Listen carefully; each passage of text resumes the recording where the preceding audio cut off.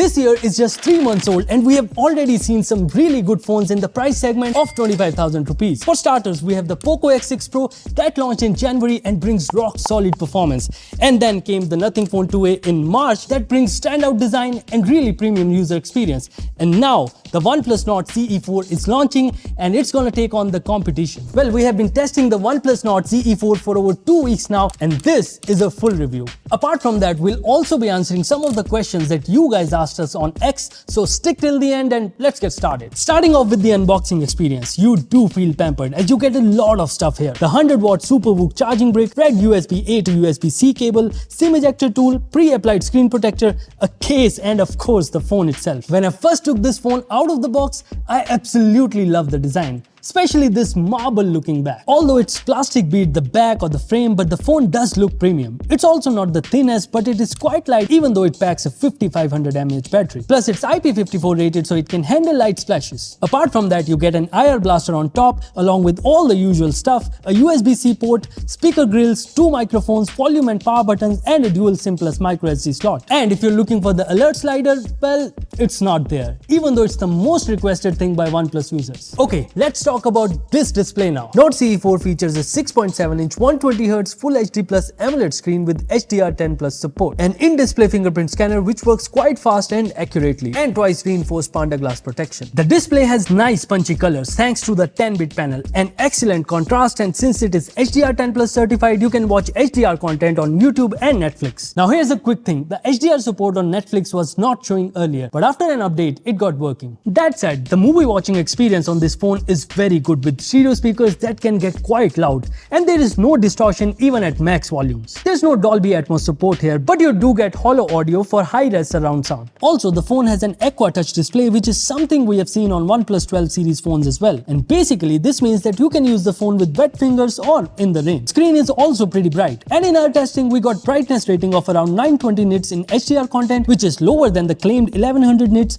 but it's definitely bright enough for indoor and outdoor usage. The phone does automatically switch between 60, 90 and 120 Hz depending on the use case to save battery, but if you're like me, you can just set it to always stay at 120 Hz and enjoy the buttery smooth experience, be it normal usage or heavy gaming. Speaking of gaming, let's talk about the performance as well. The Nord CE4 comes with Snapdragon 7 Gen 3 chipset, and this is paired with 8GB LPDDR4X RAM and up to 256GB UFS 3.1 storage, and the performance here is quite good. In benchmarks, the Nord CE4 performs fairly well when compared with the Nothing Phone 2A, be it in N2 or even in Geekbench, where the multi-core scores of the Nord CE4 are much higher than the Nothing Phone 2A. However, the Poco X6 Pro with the Dimensity 8300 Ultra beats out both the phones very easily in every single benchmark test. We also did a CPU throttling test, and in the 15-minute 20 threads test, the phone didn't throttle much and maintained 89% peak performance capability. However, in the 60-minute 100 threads test, it did throttle down to 70%, which is also not bad enough. In terms of real-world usage, I did not encounter any issues, be it day-to-day usage, multitasking, browsing internet or doing all the things that you usually do. I also played a lot of games on this phone and the performance is really good. In Genshin Impact, there were no lags or stutters in high plus 60 FPS and the phone did not overheat even after an hour of gaming. I also tried BGMI with Ultra HDR plus Ultra FPS settings and the gameplay was smooth and nice without any issues. I also played COD Mobile, Honkai Star Rail and Asphalt 9 and there were absolutely no problems. All the games ran fine without any frame drops or jitters. So yeah, the gaming experience on this phone is really good, but my only concern is that there's no support for 90 FPS in games,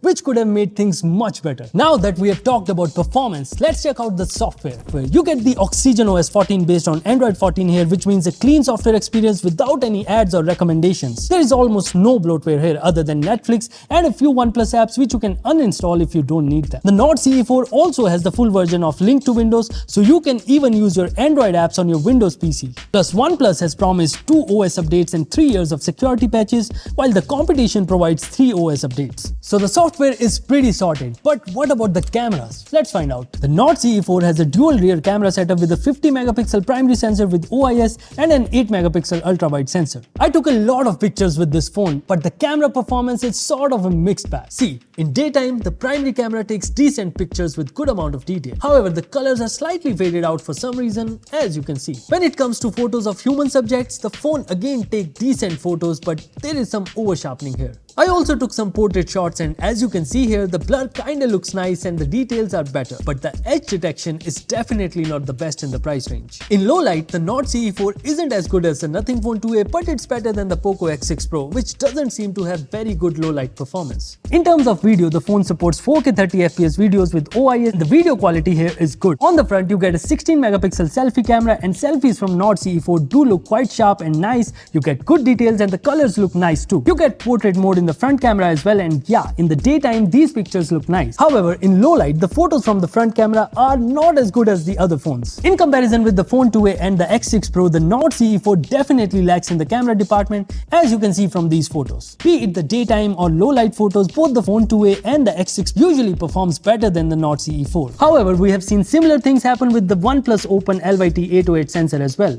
which was quite bad initially but got better optimization with software updates. So I'm willing to give the Nord CE4 the benefit of the doubt here, and hopefully OnePlus will fix this too. If I have to put it in one sentence, I hope OnePlus fixes this with a software update. Moving on, the Nord CE4 comes with a 5500 mAh battery, and in my testing I was getting a screen on time of around 6 to 7 hours while watching videos, movies and playing games. With casual usage, this phone can easily last 1.5 days, as the 100-watt SuperVOOC charger takes the phone from 1 to 100% in just 30 minutes, which is quite impressive. There's also Wi-Fi 6 here, Bluetooth 5.4 and 7 5G bands. Now 7 5G bands is disappointing, considering the Poco X6 Pro comes with 14 5G bands and the Phone 2a comes with 13 5G bands. However, in my experience, the 5G connectivity is fine on this phone. In fact, I was getting good reception on Jio 5G even in places where I usually get the worst signal strength. Wi-Fi performance is also quite good. So before I conclude things, let me just answer the questions that you guys have asked us on Twitter. Unfortunately, like the Nord CE3, the CE4 does not bring the alert slider. Sad, but it is what it is. As for the HDR videos, I tried playing 1440p HDR videos, they work perfectly well, but the 4K HDR videos were laggy and stuttery, so I really hope OnePlus fixes this with an update. We focused on the 5G reception for this video, but we also tested the 4G reception and it was working really well. There were no call drops, no poor strengths in the network, and everything was pretty smooth. And for the Wi-Fi performance, as I mentioned earlier in the video, it was pretty solid. Well, we are working on a dedicated video comparing the Poco X6 Pro, the Nord CE4 and the Nothing Phone 2a. So subscribe if you haven't already, because the results are quite surprising. The phone comes with UFS 3.1 storage and LPDDR4X RAM. As for the read-write speeds, here's a screenshot of the read-write speeds that we got from Antutu. Now this is not a small phone, and if you have small hands like me, then finger gymnastics